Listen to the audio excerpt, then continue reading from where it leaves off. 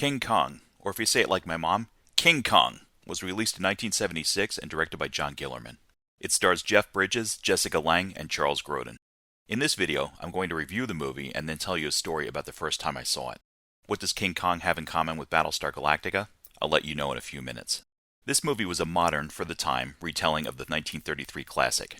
The characters are different and the plot focuses on oil exploration rather than a movie project, but the story beats are very similar. It opens at a port in Indonesia. Jack Prescott, a primate paleontologist, bribes his way past the gate and sneaks on board the Petrox Explorer, owned by a large oil company. After departing, the ship picks up a distress call during a storm, but is unable to pinpoint the origin. We soon learn that the ship is heading to an uncharted island believed to hold the biggest oil strike ever. Fred Wilson, leading the team, shows all of his evidence to the crew. Jack, who entered the room during the briefing, speaks up and tells them of a legendary creature believed to be living on that very island. Think Sasquatch, but much bigger. Realizing Jack is a stowaway, Wilson has him escorted out of the room. While on deck, Jack spots a raft on the horizon. It turns out that the distress signal picked up earlier came from a yacht that exploded. The only survivor is a girl named Dwan. What kind of name is Dwan? I'll let her explain. D-W-A-N, Dwan. That's my name. You know, like Dawn, except I switched 2 letters, to make it more memorable. Since Jack has the most medical experience on board, he's assigned to attend to Dwan. To work off his room and board, the captain appoints him the mission photographer. Dwan puts a new wardrobe together, becomes very popular with the crew, and convinces Wilson to let her join the scouting party once they arrive at the island. After landing, they begin to explore the area. Eventually, they spot a giant man-made wall and hear the sound of drumming. The team moves closer and observes a tribe of natives performing what looks to be a wedding ceremony. Wilson and his men also identify several pools of oil on the ground. The natives spot and approach the landing party. After seeing Dwan, they offer up 6 of their own women in exchange for her. The team refuses, and tensions escalate quickly. The landing party then returns to the ship. Later that night, the natives venture out and kidnap Dwan. Before long, she becomes the subject of a new ceremony. Meanwhile, Jack leads a rescue mission and returns to the island. Kong is slowly revealed to the audience, lets out a roar, and carries Dwan away with him. He is fascinated by her, treating her like a new toy. He refuses to let her escape and washes her off after she trips in a mud puddle. The rescue party tracks Kong, but many of them don't survive after he spots them. Jack reaches Kong's lair and rescues Dwan while Kong is distracted fighting a giant snake. Wilson learns that the oil on the island, geologically speaking, won't be ready for drilling for another 10,000 years. Rather than returning in disgrace, he devises a backup plan, capture Kong and use him as a mascot for Petrox. He then orders a trap to be built. Kong chases Jack and Dwan back to the wall, falls into Wilson's trap, and is knocked out by canisters of chloroform that were airlifted to the island. Kong is transported back to the States in the hold of an oil tanker, and Jack questions the ethics of removing Kong from the island.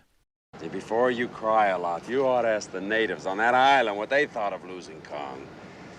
Actually, they'll miss him a lot. Like leprosy. No, you're dead wrong. He was the terror, the mystery of their lives, and the magic. A year from now, that'll be an island full of burnout drunks. When we took Kong, we kidnapped their god. When Kong goes into a rampage, Dwan pays him a visit to calm him down. The final act takes place in New York. Jack and Dwan have both signed contracts to go on a publicity tour with Petrox, but Jack changes his mind. Dwan's first meeting with Kong is recreated before an audience, and Kong is finally revealed to the public. When the press begins to mob Dwan, Kong gets angry and escapes from his cage. Jack, who is still in the crowd, takes Dwan with him as they flee into the city. Jack has a flashback to Kong's lair back on the island and contacts the authorities. After getting a promise that Kong would not be hurt, Jack tells them to let him climb the World Trade Center to be captured. Kong finds Dwan and takes her along with him.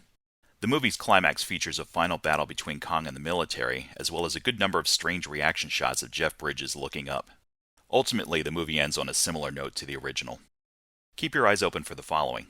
There are at least 2 shots of the Empire State Building during the New York sequence. I'm sure this is a quick nod to the original movie. Legendary makeup artist Rick Baker not only designed the ape costume used in most of the movie, but he played Kong in those scenes as well. Other shots of Kong were filmed using the largest animatronic ever made to that point. One of several notable faces include Jeff Bridges, the son of Lloyd Bridges. He appeared a few times with his father on Sea Hunt, and also starred in movies such as Thunderbolt and Lightfoot, Tron, Starman, The Big Lebowski, Iron Man, and Crazy Heart. This was Jessica Lange's first movie. She went on to appear in Tootsie, Francis, Sweet Dreams, Cape Fear, Rob Roy, Big Fish, and American Horror Story. Charles Grodin began his career on television and transitioned mostly to film in the late 60s and early 70s. He can be seen in Rosemary's Baby, Catch-22, Heaven Can Wait, The Great Muppet Caper, The Woman in Red, and Beethoven. John Randolph's career dates back to the late 1940s, and he can be seen in 2 of the Planet of the Apes movies, as well as Serpico, Earthquake, the aforementioned Heaven Can Wait and Francis, Christmas Vacation, and You've Got Mail. Interestingly, he also played the father of several notable TV characters. These include Brad's father on Angie, Steven's father on Family Ties, Roseanne's father on Roseanne, and was the original actor to play George's father on Seinfeld before Jerry Stiller assumed the role. Rene Auberjonois played Father Mulcahy in the movie version of MASH and did lots of voiceover work over the years, including the chef in The Little Mermaid. On television, he's best known as Clayton Endicott III on Benson and Constable Odo on Star Trek Deep Space Nine. Jack O'Halloran appeared in Dragnet and the Flintstones and most notably played General Zod's henchman Non in Superman and Superman 2. As mentioned earlier, Rick Baker is best known as a makeup artist who worked on films such as Star Wars, An American Werewolf in London, Harry and the Hendersons, Gorillas in the Mist, Ed Wood, Men in Black, How the Grinch Stole Christmas, and Hellboy. He also created the makeup for Vincent on TV's Beauty and the Beast. So, is the movie any good? I think this version of the story doesn't get enough credit. While it's not as good as the original, it still has some elements that make it stand out. The location shooting and sets are well done, and the practical effects still look good. This one gets a 7 out of 10 from me. At the start of this video, I promised you a personal story.